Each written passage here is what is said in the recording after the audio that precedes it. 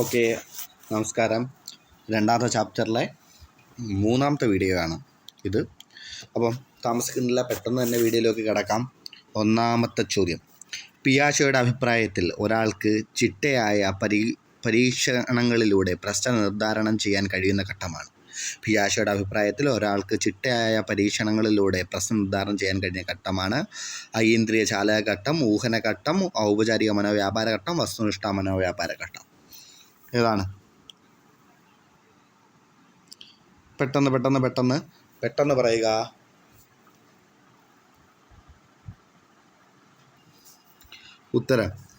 ഉത്തരം സി ആണ്. ഔപചാരിക മനോവ്യാപാര ഘട്ടം. ഔപചാരിക മനോവ്യാപാര ഘട്ടമാണ് ഉത്തരം. അടുത്ത രണ്ടാമത്തെ ചോദ്യത്തിലേക്ക് കടക്കാം. താഴെ തന്നിരിക്കുന്നവയിൽ തെറ്റായ ജോഡി ഏത്? JB വാട്സൺ വ്യവഹാര സമീപനം, പിയാഷെ വൈജ്ഞാനിക സമീപനം, ബ്രൂണർ മനോവിശ്ലേഷണ സമീപനം, മാസ്ലോ മാനവിക സമീപനം. ഇതിനകത്ത് തെറ്റായ ജോഡി ഏത് എന്നാണ് ചോദ്യം. വളരെ ചിന്തിക്കേണ്ട ആവശ്യമൊന്നുമില്ല, നമുക്കറിയാവുന്ന ചോദ്യമാണ്. വളരെ പെട്ടെന്ന് തന്നെ ഉത്തരം പറയാം. പെട്ടെന്ന് പറഞ്ഞോളൂ. ഓക്കെ, ഇത്രയും സമയം മതി. ഉത്തരം സി ആണ്. ബ്രൂണർ മനോവിശ്ലേഷണ സമീപനമാണ്. മനോവിശ്ലേഷണ സമീപനത്തിൻ്റെ ആളാണ് ബ്രൂണർ. ഏത് സമയമാണ്? വൈജ്ഞാനിക സമീപനത്തിൻ്റെ തന്നെ ആളല്ലേ ബ്രൂണർ. മനോവിശ്ലേഷണ സമീപനം ആരുടെയാണ്? സിഗ്മണ്ട് ഫ്രോയിഡിൻ്റെ ആണല്ലേ. സിഗ്മണ്ട് ഫ്രോയിഡിൻ്റെയാണ് മനോവിശ്ലേഷണ സമീപനം. ഓക്കെ, അടുത്ത ചോദ്യത്തിലേക്ക് കിടക്കാം. താമസിക്കേണ്ട, അടുത്ത ചോദ്യത്തിലേക്ക് കിടക്കാം. പിയാഷയുടെ അഭിപ്രായത്തിൽ 2 മുതൽ 7 വയസ്സ് വരെയുള്ള കുട്ടി താഴെ പറയുന്ന വികാസത്തിൻ്റെ ഏത് ഘട്ടത്തിലാക്കും? Formal operation, concrete operation, sensory motor, pre operation. ഒരു കാര്യം മനസ്സിലാക്കുക, പിയാഷയുടെ ചോദ്യമാണ് ചോദിച്ചിരിക്കുന്നത്. പക്ഷേ നമ്മൾ പഠിച്ചിരിക്കുന്നത് മലയാളത്തിലുള്ള സാധനങ്ങളാണ്. പക്ഷേ മലയാളത്തിൽ തന്നെ ഉള്ള പ്രീവിയസ് ചോദ്യത്തിന് ഓപ്ഷൻസ് വന്നിരിക്കുന്നത് കണ്ടോ? ഇംഗ്ലീഷിലാണ് ഓപ്ഷനിൽ വന്നിരിക്കുന്നത്. അപ്പം ഏതാണ്? മോട്ടോർ സ്റ്റേജ് ഇതിനകത്ത് formal operation, concrete operation, sensory operation, pre operation. ഏതാണിത്? ഈ ഫോർമൽ ഓപ്പറേഷൻ എന്ന് പറഞ്ഞാൽ ഏതാണ്? നമ്മുടെ ഔപചാരിക മനോവ്യാപാര ഘട്ടം. കോൺക്രീറ്റ് ഓപ്പറേഷണൽ എന്ന് പറഞ്ഞാൽ ഏതാണ്? മൂർത്ത മനോവ്യാപാര ഘട്ടം. സെൻസറി ഓപ്പറേറ്റർ എന്ന് പറയുന്നത് ഐന്ദ്രിയം അല്ലെങ്കിൽ ഇന്ദ്രിയ ചാല ഘട്ടം. പ്രീ ഓപ്പറേഷൻ സ്റ്റേജ് എന്ന് പറഞ്ഞാൽ ഏതാണ്? പ്രാക് മനോവ്യാപാര ഘട്ടം. അതാണ് അതിൻ്റെ മലയാളം. അപ്പം ഇങ്ങനെ ഒന്ന് ചോദിച്ചിട്ടുള്ളത് കൊണ്ട് ഇതിനകത്തൊന്ന് അവെയർ ആയിരിക്കുക. ഇപ്പം മലയാളത്തിൽ പറഞ്ഞപ്പോൾ നിങ്ങൾക്കെല്ലാം ഉത്തരം പറയാൻ വളരെ എളുപ്പമായിരിക്കും.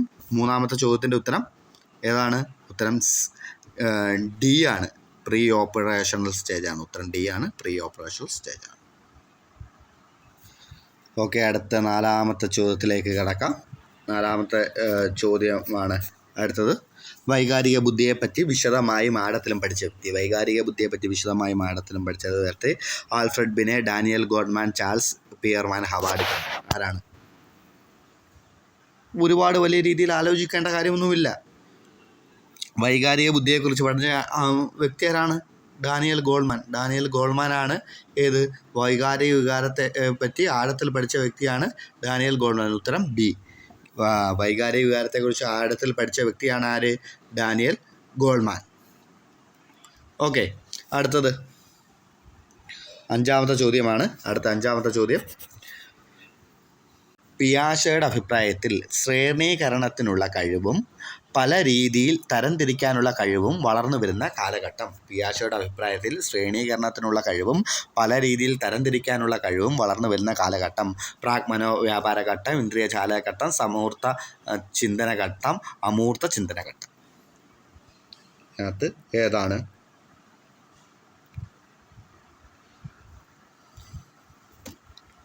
ഓക്കെ, ഇതിനകത്ത് ഏതാണ് ഉത്തരം? സമൂർത്ത ചിന്തന ഘട്ടം എന്നുള്ളതാണ് ഉത്തരം.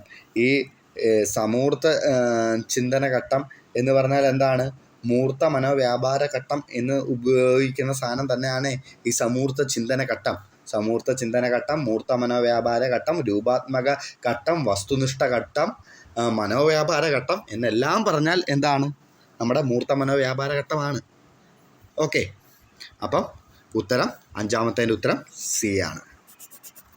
ഓക്കെ, അടുത്ത 6ാമത്തെ ചോദ്യത്തിലേക്ക് കടക്കാം. 1995 പ്രസിദ്ധീകരിച്ച ഇമോഷണൽ ഇൻ്റലിജൻസ് എന്ന ബുക്ക് ആരുടെയാണ്? വളരെ എളുപ്പമുള്ള ചോദ്യമാണ്. ഇമോഷണൽ ഇൻ്റലിജൻസ്, വൈകാരിക ബുദ്ധിയെക്കുറിച്ച് പഠിച്ച ആരാണ്? അതിനെക്കുറിച്ച് പഠിച്ച വ്യക്തി ആരാണ്? Emotional intelligence? ഗോൾഡ്മാനാണ്. ഒരുപാട് അതിൻ്റെ ആവശ്യമൊന്നുമില്ല. ഗോൾഡ്മാനാണ് ഇമോഷണൽ ഇൻ്റലിജൻസ് എന്ന ബുക്ക് ഗോൾഡ്മാൻ്റെയാണ്. ഓക്കെ, അടുത്ത 7ാമത്തെ ചോദ്യം. നമ്മുടെ പുസ്തകത്തിൽ തന്നെ കൊടുത്തിരിക്കുന്ന ഒരു ഡയലോഗാണ് ഈ 7ാമത്തെ ചോദ്യം. ദേഷ്യപ്പെടാൻ ആർക്കും കഴിയും, അത് എളുപ്പമാണ്. പക്ഷേ ശരിയായ വ്യക്തിയോട് ശരിയായ അളവിൽ ശരിയായ സമയത്ത് ശരിയായ കാര്യത്തിന് ശരിയായ രീതിയിൽ ദേഷ്യപ്പെടുക എന്നത് അത്ര എളുപ്പമല്ല. ആരുടെ വാക്കുകൾ? Aristotle, Plato, Goldman, Crow and Crow. ആരുടെ വാക്കുകളാണ്? പെട്ടെന്ന് ഉത്തരം പറയുക. Aristotle, Plato, Goldman, Crow and Crow. ഇത്രയും സമയം മതി. അരിസ്റ്റോട്ടിലാണ് ഉത്തരം. ദേഷ്യപ്പെടുവാൻ ആർക്കും കഴിയും, അത് എളുപ്പമാണ്. പക്ഷേ ശരിയായ വ്യക്തിയോട് ശരിയായ അളവിൽ ശരിയായ സമയത്ത് ശരിയായ കാര്യത്തിന് ശരിയായ രീതിയിൽ ദേഷ്യപ്പെടുക എന്നത് എളുപ്പമല്ല എന്ന് പറഞ്ഞത് അരിസ്റ്റോട്ടിലാണ്. ഓക്കെ, അടുത്തത് 8ാമത്തെ ചോദ്യം. വൈകാരിക ബുദ്ധിയുടെ അടിസ്ഥാന ഘടകങ്ങളിൽ വ്യക്തിപരമായ ശേഷിയിൽ പെടാത്തത്. സ്വബോധം, ആത്മനിയന്ത്രണം, ആത്മചോദകം, സാമൂഹ്യ അവബോധം. സ്വബോധം, ആത്മനിയന്ത്രണം, ആത്മചോദകം, സാമൂഹിക ബോധം. ഇതിനകത്ത് ഏതാണ് വ്യക്തിപരമായ ശേഷിയിൽ പെടാത്തത് എന്നുള്ളതാണ് ചോദ്യം. ഏതാണ് വ്യക്തിപരമായ ശേഷിയിൽ പെടാത്തത്? വലിയ പാടൊന്നുമില്ല.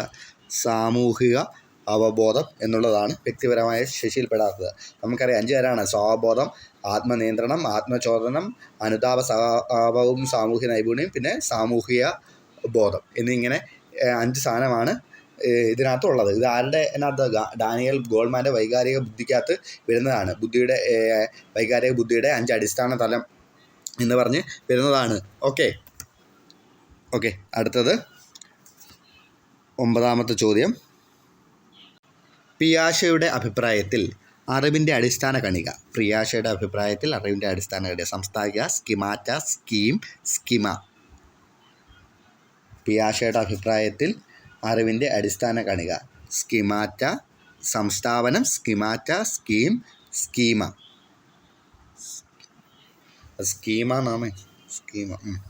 ഓക്കെ, ഒരുപാട് പാടൊന്നുമില്ലല്ലേ. സ്കീമയാണ് ഉത്തരം. അപ്പം ഈ സ്കീമും സ്കിമാറ്റയും എന്താണ്? സ്കീമകളുടെ കൂട്ടത്തെ സ്കീം അല്ലെങ്കിൽ സ്കിമാറ്റ എന്ന് പറയുന്നു. ഓക്കെ, അറിവിൻ്റെ അടിസ്ഥാന യൂണിറ്റാണ് സ്കീമ. സ്കീമിൻ്റെ കൂട്ടത്തെ സ്കിമാറ്റ അല്ലെങ്കിൽ സ്കീം എന്ന് അറിയപ്പെടുന്നു. ഓക്കെ, അടുത്തത് 10ാമത്തെ ചോദ്യത്തിലേക്ക് കടക്കാം. 10ാമത്തെ ചോദ്യം. താഴെ പറയുന്ന ആശയങ്ങളിൽ ഒന്നൊഴികെ മറ്റെല്ലാം പിയാഷെയുടെ വൈജ്ഞാനിക സിദ്ധാന്തവുമായി ബന്ധപ്പെട്ടതാണ്. ഇതിലൊറ്റപ്പെട്ടത്. താഴെ പറയുന്ന ആശയങ്ങളിൽ ഒന്നൊഴികെ മറ്റെല്ലാം പിയാഷെയുടെ വൈജ്ഞാനിക വികാസവുമായി ബന്ധപ്പെട്ടതാണ്. ഇതിലൊറ്റപ്പെട്ടത്. എ. സംസ്ഥാപനം, ബി. സാംശീകരണം, സി. കൈത്താങ്ങൽ, ഡി. സ്കീമ. ഇതിൽ പിയാഷെയുടെ ആശയമല്ലാത്ത ഏതാണ്? വളരെ എളുപ്പത്തിൽ നമുക്ക് കിട്ടും. ഓക്കെ, ഇത്രയും സമയം മതി. സി. കൈത്താങ്ങാണ് ഉത്തരം. കൈത്താങ് ആരുമായി ബന്ധപ്പെട്ടിരിക്കുന്നതാണ്? കൈത്താങ് വൈഗോട്സ്കിയുമായി ബന്ധപ്പെട്ടതാണ്. കൈത്താങ്, ZPD, കൈത്താങ് ഇതെല്ലാം ആരുമായി ബന്ധപ്പെട്ടതാണ്? വൈഗോട്സ്കിയുമായി ബന്ധപ്പെട്ടാണ്. സ്കഫോൾഡിങ് അതെല്ലാം വൈഗോട്സ്കിയുമായി ബന്ധപ്പെട്ടിരിക്കുന്നതാണ്. ഓക്കെ, അടുത്ത ചോദ്യം 11ാമത്തെ ചോദ്യമാണ്. അടുത്തത്. ആദ്യമായി കീരിയെ കാണുന്ന ജയ അതിനെ പൂച്ച എന്ന് വിളിക്കുന്നു. ജയ ഉപയോഗിച്ച് അനുരൂപീകരണ തന്ത്രം എന്നാണ്. ആദ്യമായി കീരിയെ കാണുന്ന ജയ അതിനെ പൂച്ച എന്ന് വിളിക്കുന്നു. ജയയെ ഉപയോഗിച്ച് അനുരൂപീകരണ തന്ത്രം. സംസ്ഥാപനം, സാംശീകരണം, സമായോജനം, എയും പിയും. ഏതാണ്?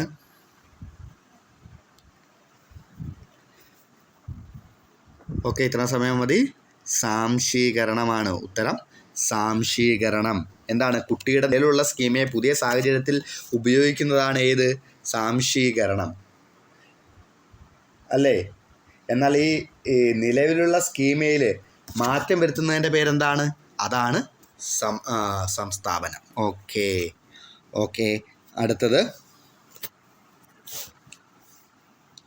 അടുത്ത ചോദ്യം 12ാമത്തെ ചോദ്യമാണ്. അടുത്ത ചോദ്യം, താഴെ പറയുന്നവയിൽ വസ്തുസ്ഥൈര്യം കാണപ്പെടുന്ന കാലഘട്ടം. ഐന്ദ്രിയ ചാലകഘട്ടം, പ്രാഗ് മനോവ്യാപാര ഘട്ടം, മൂർത്ത മനോവ്യാപാര ഘട്ടം, ഔപചാരിക മനോവ്യാപാര ഘട്ടം. താഴെ പറയുന്നവയിൽ വസ്തുസ്ഥൈര്യം കാണപ്പെടുന്ന കാലഘട്ടം. ഐന്ദ്രിയ ചാലകഘട്ടം, പ്രാഗ് മനോവ്യാപാര ഘട്ടം, മൂർത്ത മനോവ്യാപാര ഘട്ടം, ഔപചാരിക മനോവ്യാപാര ഘട്ടം. ഏതാണ് വസ്തുസ്ഥൈര്യം കാണപ്പെടുന്നത്? വസ്തുസ്ഥൈര്യം, സ്ഥലബോധം, കാരണബോധം, കാലബോധം ഇതെല്ലാം കാണപ്പെടുന്ന ഒരു ഘട്ടത്തിലാണ്. ആ ഘട്ടത്തിൻ്റെ പേരെന്താണ്? ഐന്ദ്രിയ ചാലകഘട്ടം. ആ ഘട്ടത്തിൻ്റെ പേര് ഐന്ദ്രിയ ചാലകഘട്ടം. ഈ ഐന്ദ്രിയ ചാലകഘട്ടം എന്ന് പറയുന്ന അത് തന്നെയാണ് ഇന്ദ്രിയ ചാലകഘട്ടം. അത് തന്നെയാണ് സംവേദക ചാലകഘട്ടം. അത് തന്നെയാണ് സെൻസറി മോട്ടോർ സ്റ്റേജ്. ഓക്കെ. അടുത്തത് 13ാമത്തെ ചോദ്യമാണ്. 13ാമത്തെ ചോദ്യമാണ്. നീളമുള്ള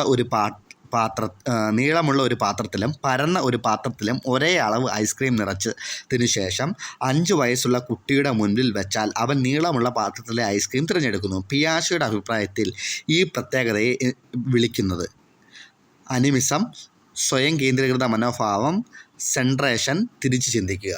അനിമിസം, സ്വയം കേന്ദ്രീകൃത മനോഭാവം, സെൻട്രേഷൻ, തിരിച്ച് ചിന്തിക്കുക.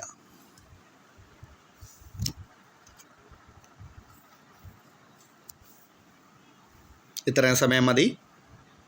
ഏതാണ്? സെൻട്രേഷനാണ് അല്ലേ?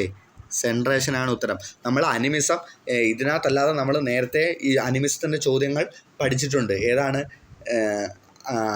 അനിമിസം എന്ന് പറഞ്ഞാൽ എന്താണ്? ജീവനില്ലാത്ത വസ്തുക്കളിൽ ജീവനുണ്ട് എന്ന് കരുതുന്നതിനെയാണ് നമ്മളെന്തോ പറയുന്നത്? അനിമിസം എന്ന് പറയുന്നത് ഇല്ലേ? ഓക്കെ. പിന്നെ തിരിച്ച് ചിന്തിക്കുക അറിയാലോ, റിവേഴ്സിബിൾ തിങ്കിങ്. ഓക്കെ. സ്വയം കേന്ദ്രീകൃത മനോഭാവം, അഹം കേന്ദ്രീകൃത മനോഭാവം അത് അറിയാലോ. ഞാനാണ് കേന്ദ്രം, ഞാനാണ് എല്ലാത്തിൻ്റെയും അടിസ്ഥാനം എന്ന് സ്വന്തം കണ്ണിലൂടെ മാത്രം കാണുക. അതാണ് അഹം കേന്ദ്രീകൃതം അല്ലെങ്കിൽ സ്വയം കേന്ദ്രീകൃത മനോഭാവം. ഓക്കെ. അടുത്ത 14ാമത്തെ ചോദ്യമാണ്. 14ാമത്തെ ചോദ്യം, പിയാഷോയുടെ വൈജ്ഞാനിക വികസന ഘട്ടത്തിലെ ആദ്യ ഘട്ടം ഏത്? ബിംബന ഘട്ടം, പ്രാഗ് മനോവ്യാപാര ഘട്ടം, മൂർത്ത മനോവ്യാപാര ഘട്ടം, ഇന്ദ്രിയചാലക ഘട്ടം. വളരെ എളുപ്പമുള്ള ചോദ്യം. ഏതാണ്? ഇന്ദ്രിയചാലക ഘട്ടം. ഓക്കെ. അടുത്തത് 15ാമത്തെ ചോദ്യം. വളരെ പെട്ടെന്ന് 15ാമത്തെ ചോദ്യത്തിലേക്ക് കടക്കാം. പിയാഷോയുടെ വൈജ്ഞാനിക വികാസന ഘട്ടങ്ങളിൽ കുട്ടി വസ്തുക്കളെയും സാഹചര്യങ്ങളെയും അടിസ്ഥാനപ്പെടുത്തി യുക്തിപരമായി ചിന്തിക്കാൻ തുടങ്ങുന്നത് ഏത് ഘട്ടത്തിലാണ്? പിയാഷോയുടെ വൈജ്ഞാനിക വികാസന ഘട്ടത്തിൽ കുട്ടി വസ്തുക്കളെയും സാഹചര്യങ്ങളെയും അടിസ്ഥാനപ്പെടുത്തി യുക്തിപരമായി ചിന്തിക്കാൻ തുടങ്ങുന്നത് ഏത് ഘട്ടത്തിലാണ്? ഇന്ദ്രിയ ചാലഘട്ടം, പ്രാഗ് മനോവ്യാപാര ഘട്ടം, ഔപചാരിക മനോവ്യാപാര ഘട്ടം, മൂർത്ത മനോവ്യാപാര ഘട്ടം.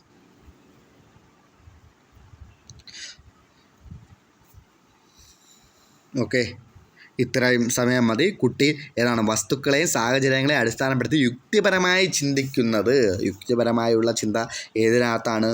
മൂർത്ത മനോവ്യാപാര ഘട്ടത്തിലാണ് യുക്തിപരമായിട്ടുള്ള ചിന്ത എന്നുള്ള ഇത് വരുന്നത്. ഓക്കെ. അടുത്തത് 16ാമത്തെ ചോദ്യം. ചാക്രിയ പാഠ്യപദ്ധതി നിർദ്ദേശിച്ചത്. ചാക്രിയ പാഠ്യപദ്ധതി അല്ലെങ്കിൽ സർപ്പിള രീതി അല്ലെങ്കിൽ ചാക്രിയ പാഠ്യപദ്ധതി പിയാഷെ, ബ്രൂണർ, വൈഗോട്സ്കി, കോഹ്ലർ.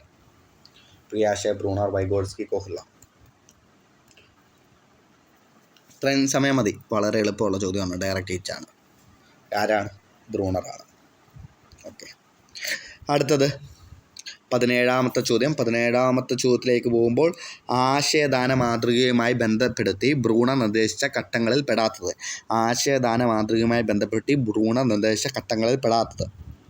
പ്രവർത്തന ഘട്ടം, ബിംബന ഘട്ടം, പ്രതിബിംബ ഘട്ടം, പ്രായോഗിക ഘട്ടം. ഡയറക്റ്റ് മതി. ഇത്രയും സമയം മതി. ചിന്തിക്കുക, അടിക്കുക. അതിനുള്ള ഉത്തരവേ ഉള്ളത്. ഏതാണ്? പ്രവർത്തന ഘട്ടം, ബിംബന ഘട്ടം, പ്രതിരൂപാത്മക ഘട്ടം ആരുടെയാണ്? ബ്രൂണറുടെ അതിനകത്ത് പെടാത്തത് ഏതാണ്? പ്രയോഗഘട്ടം എന്ന സാധനം ബ്രൂണർക്ക് ഇല്ല. അടുത്തത്. ഓക്കെ. 8ാമത്തെ ചോദ്യം. ബ്രൂണറുടെ വൈജ്ഞാനിക വികസന ഘട്ടങ്ങൾ ക്രമപ്പെടുത്തുക. 1 ബിംബന ഘട്ടം, 2 പ്രതിരൂപാത്മക ഘട്ടം, 3 പ്രവർത്തന ഘട്ടം. ഇത്തരത്തിലുള്ള ചോദ്യങ്ങൾ വളരെ ശ്രദ്ധിക്കണം. പ്രൂണറാണ്, നിങ്ങൾക്കെല്ലാവർക്കും അറിയാം. പക്ഷേ ഈ നമ്പേഴ്സ് കണ്ട 1, 2, 3, 3, 2, 1, 3, 1, 2, 2, 1, 3 ഈ നമ്പർ ഒന്നങ്ങോട്ടോ ഒന്നിങ്ങോട്ടോ നിങ്ങളുടെ ശ്രദ്ധ ഒന്ന് പാളിയാൽ പോവും. കയ്യിലുള്ള 1 മാർക്ക് അങ്ങ് പോവും. നെഗറ്റീവ് ഇടത്തില്ല എന്ന് പറഞ്ഞ് കയ്യിലുള്ള 1 മാർക്ക് പോയി കഴിഞ്ഞാൽ ചിലപ്പോൾ ആ 1 മാർക്കിനായിരിക്കും നമ്മുടെ കയ്യിൽ നിന്ന് കയറ്റത്തിൽ നഷ്ടപ്പെടുന്നത്. ഓക്കെ, അപ്പം ഇതിൻ്റെ ഫസ്റ്റ് ഘട്ടം ഏതാണ്? ഫസ്റ്റ് ഘട്ടം പ്രവർത്തന ഘട്ടമാണ്. സെക്കൻഡ് ബിംബന ഘട്ടമാണ്. തേർഡ് പ്രതിരൂപാത്മക ഘട്ടമാണ്. അപ്പം 3, 1, 2 എന്നുമാണ്. 3, 1, 2 ഏതാണ്? സി. 3, 1, 2 സി ആണ്. അപ്പം 18ാമത് ചോദ്യത്തിൻ്റെ ഉത്തരം സി ആണ്. ഓക്കെ, അടുത്തത് 19ാമത്തെ ചോദ്യം. ആശയദാന മാതൃക ആവിഷ്കരിച്ചത്. ആശയ സമ്പാദന മാതൃക ആവിഷ്കരിച്ചത്. ആശയദാന മാതൃകയായാലും ആശയ സമ്പാദന മാതൃക ആവിഷ്കരിച്ചത് സ്കിന്നർ, ബ്രൂണർ, പിയാഷെ, ഗാർഡ്നർ. സ്കിന്നർ, ബ്രൂണർ, പിയാഷെ, ഗാർഡ്നർ. സ്കിന്നർ, ബ്രൂണർ, പിയാഷെ, ഗാർഡ്നർ.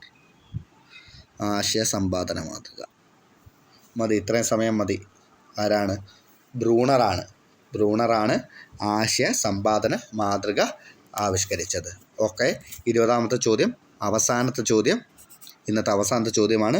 ബ്രൂണറുടെ അഭിപ്രായത്തിൽ പ്രവർത്തനവും ബിംബനങ്ങളും ഭാഷാപദങ്ങളായി മാറ്റുകയും അങ്ങനെ ഗുണാത്മക ചിന്തയിലേക്ക് വ്യക്തി നയിക്കപ്പെടുകയും ചെയ്യുന്ന ഘട്ടം. ബ്രൂണറുടെ അഭിപ്രായത്തിൽ പ്രവർത്തനവും ബിംബനവും ഭാഷാപദങ്ങളായി മാറ്റുകയും അങ്ങനെ ഗുണാത്മക ചിന്തയിലേക്ക് വ്യക്തി നയിക്കപ്പെടുകയും ചെയ്യുന്ന ഘട്ടം. ബിംബനഘട്ടം, പ്രതിരൂപാത്മക ഘട്ടം, പ്രവർത്തന ഘട്ടം, പ്രവർത്തന ഘട്ടം.